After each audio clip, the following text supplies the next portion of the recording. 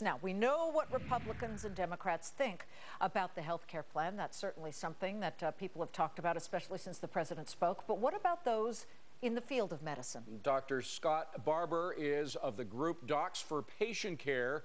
He is not happy. He wants to know how politicians in D.C. could propose a health care bill without first getting input from doctors. He joins us now. Well, Doctor, the president, of course, would say we have received input from doctors. The AMA is supportive of what I'm trying to do. That's not good enough for you?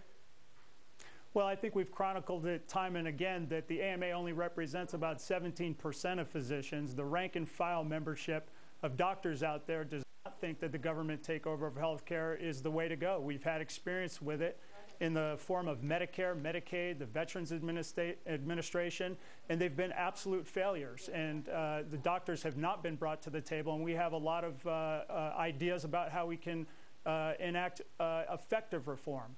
I could say I come from a unique position here. My father was a surgeon. My mother loves Medicare. What do you think is so wrong? You say Medicare was a total failure. How so? Well, Medicare is trillions of dollars in debt. It's got trillions and trillions of dollars of unfunded liability. It's been going bankrupt ever since it was implemented in 1965. About 80 to 90% of patients with Medicare also have supplemental insurance. So they like the fact that their benefits are being paid out. But in a very short period of time, there will be fewer people paying into the system than are actually drawing benefits, and the system is going to collapse. All right, Doctor, one thing that's already collapsing is the number of people deciding to become doctors.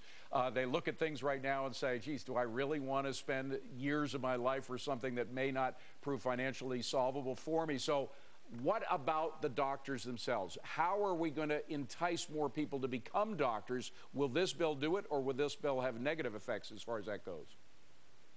Well, I'd still like to believe that becoming a doctor is a calling. I still think I have one of the best jobs on planet Earth. The ability to take care of people for a living is something that I cherish. And the issue here is allowing people to have access to quality and affordable health care. What we've seen with government-run health care is it doesn't provide that. We just look at, as long as we're talking about reform, let's talk about some real-life examples. They had a wonderful piece in the Wall Street Journal the other day talking about health savings accounts in Indiana and how they have decreased costs and allowed patients to maintain control of their health care. If you look at Massachusetts, in the last 2 years, their health care expenditures have gone up 40%, when the rest of the nation on average is up 33%.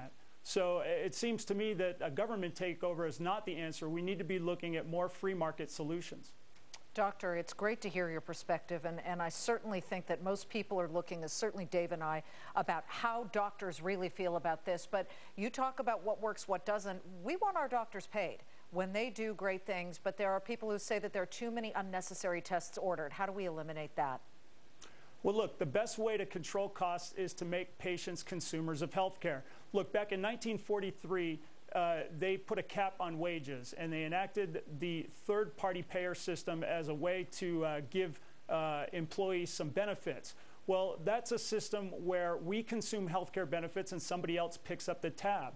As they've shown in Indiana with the health savings accounts, when you make patients consumers of their health care, they make smart choices about when to go to the physician, what drugs to use, and what policies and procedures they should use. When you compare the people in Indiana that are on the health savings accounts, for every $65 they spend in health care, the people on standard PPOs spend $100. So, you know, to me, making individuals consumers of the health care accomplishes two goals. It keeps you in charge of your own health care decisions, and it helps control costs, which ultimately will allow us to extend health care benefits to more Americans. All right, Dr. Scott Barbour from Atlanta, Georgia. Doctor, great to see you again. Thanks for being here. Appreciate it. Thank you so much.